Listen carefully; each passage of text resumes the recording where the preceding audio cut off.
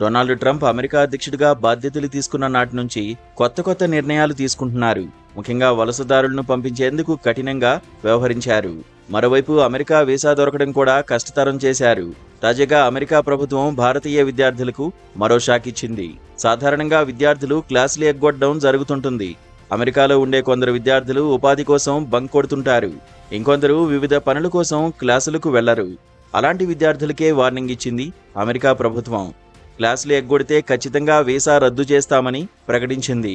ఈ మేరకు భారత్లోని యుఎస్ ఎంబసీ ఓ ప్రకటన విడుదల చేసింది. చెప్పా పెట్టకుండా క్లాసులు ఎగ్గొట్టినా, డ్రాపౌట్ అయినా, కళాశాలకు ముందస్తు సమాచారం ఇవ్వకుండా ప్రోగ్రాం నుంచి తప్పుకున్నా వీసా రద్దు చేసే అవకాశం ఉందని అమెరికా ఎంబసీ స్పష్టం చేసింది. భవిష్యత్తులో అమెరికా వీసాకు దరఖాస్తు చేసుకునే అర్హత కూడా కోల్పోవాల్సి వస్తుందని హెచ్చరించింది. వీసా నిబంధనలకు ఎల్లప్పుడూ కట్టుబడి ఉంటూ ఇబ్బందుల పాలుకాకుండా జాగ్రత్త తీసుకోవాలని స్పష్టం చేసింది.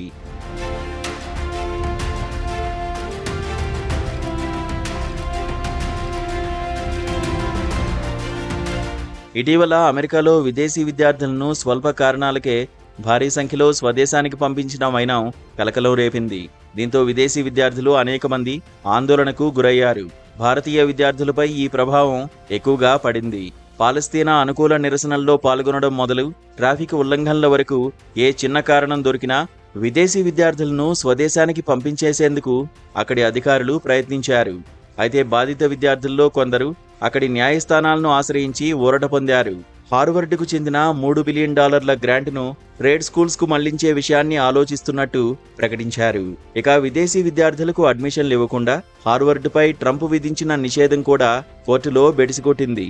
ఈ ఆదేశాలను తాత్కాలికంగా నిలుపుదల చేస్తూ ఫెడరల్ కోర్టు ఆదేశాలు జారీ చేసింది.